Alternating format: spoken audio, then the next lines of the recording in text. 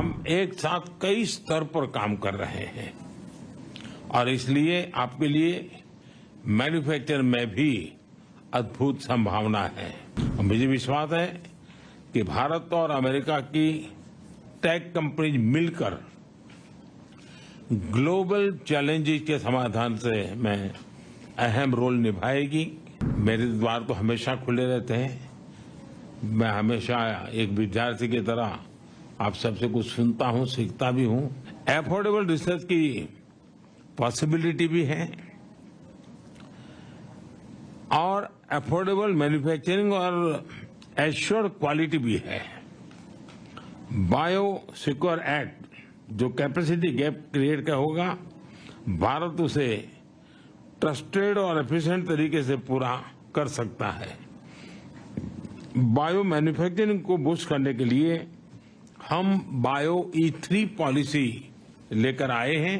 आपके साथ ध्यान में आया होगा, पिछले सप्ताह ही मैंने मेरी कैबिनेट में बायो E3 की पॉलिसी हम लेके आए हैं और एक बहुत फ्यूचरिस्टिक पॉलिसी हमने बनाई है।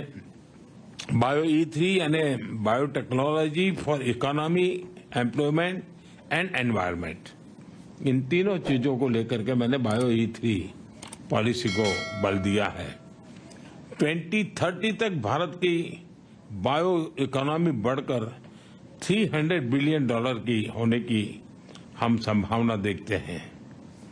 2025 तक भारत में 10,000 से ज्यादा बायो स्टार्टअप्स की संभावना मैं देख रहा हूं, जिसके कारण आप कल्पना कर सकते हैं ग्रास लेवल पर कितने बड़े काम की संभावना इस बायो के सेक्टर में भी होने की संभावना मैं देखता हूं।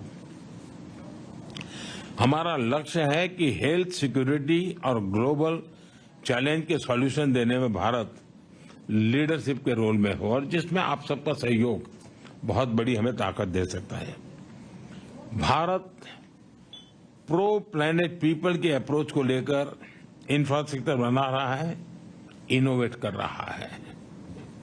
2030 तक 500 गीगावाट रिन्यूएबल एनर्जी के टारगेट को अचीव करने के लिए हम एक साथ कई स्तर पर काम कर रहे हैं और इसलिए आपके लिए मैन्युफैक्चर में भी अद्भुत संभावना है।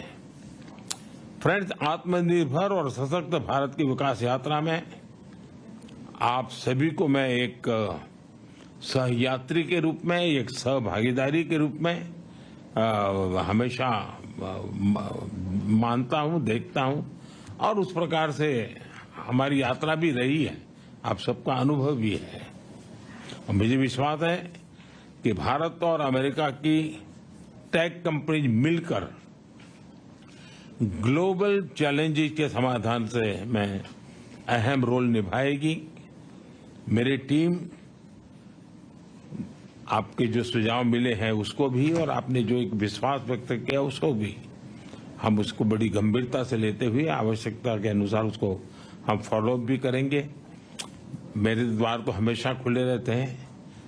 मैं हमेशा एक विद्यार्थी की तरह आप सबसे कुछ सुनता हूं, सीखता भी हूं और गवर्नेंस में उसको लाने का प्रयास भी करता हूं ताकि मेरा देश भी उतना ही तेजी से आगे बढ़े।